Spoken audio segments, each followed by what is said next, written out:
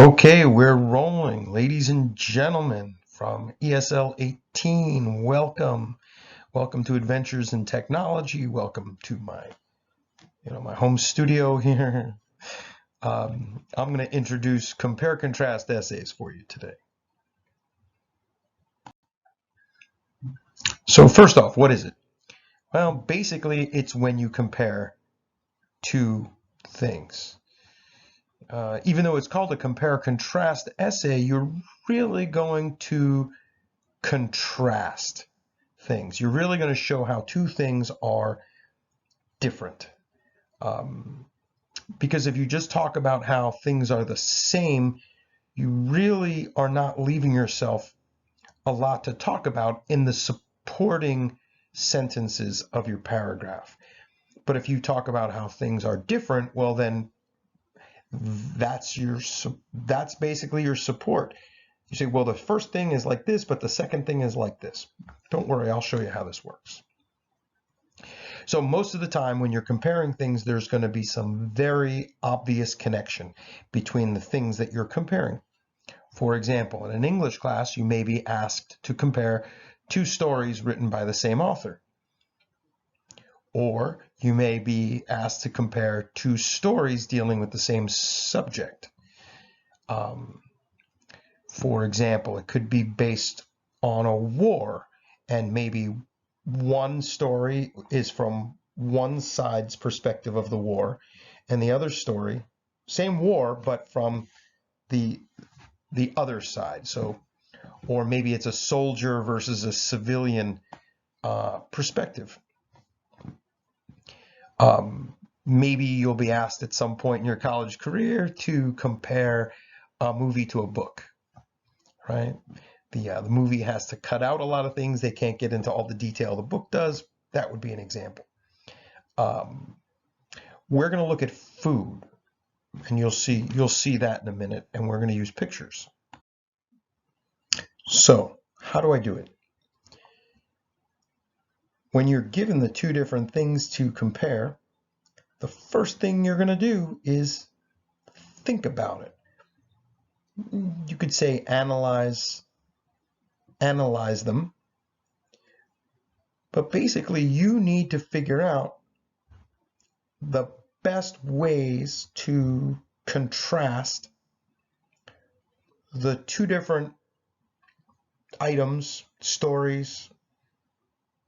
In a second, you'll see pictures. You need to come up with the best way to compare, actually contrast, the two different items you've been asked to compare. So there's going to be a grid. The thing you're going to come up with is a grid. And the grid will help you keep track of the differences between the first thing and the second thing. But most importantly here, it will give you a column for the category. And the category is the area by which you will be comparing these two things. Let me show you how this works.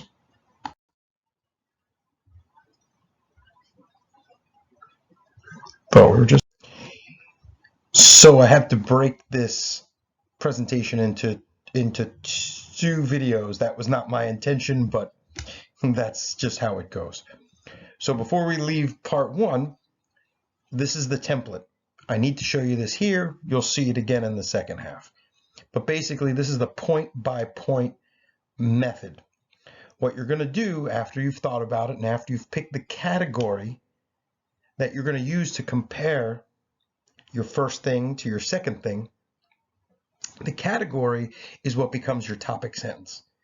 So now your topic sentence is one difference between the first thing and the second thing is, well, I don't know what you're comparing yet. Actually, I do, but we'll get to that in the next video. But after you've said the difference, then your support is basically showing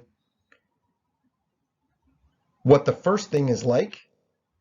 Then you compare it to the second thing. So what happens is you set up this little process. So one difference between the first thing and the second thing is Your supporting sentences then talk about the first thing, and you give some detail and some explanation about the first thing. In the middle of the paragraph, please look, in the middle of the paragraph, you have a transition here. However, the second thing is different than the first thing. And then in the second half, remember, this is all one paragraph. In the second half of this one paragraph, you are now then going to focus on the second thing. So these paragraphs are going to be super chunky because you're talking about two things in one paragraph. First half of the sentence, first half of the paragraph, you're talking about the first thing and giving some detail and explanation about it. Then you have this transition sentence, and in the second half of the body paragraph, you talk about the second thing before you wrap up with a concluding sentence. As you can see, is a difference between these two things. End of the first video, I'm gonna go to the second video now, and then things will be clearer then. Sorry about that. Adventures in technology. Yeah.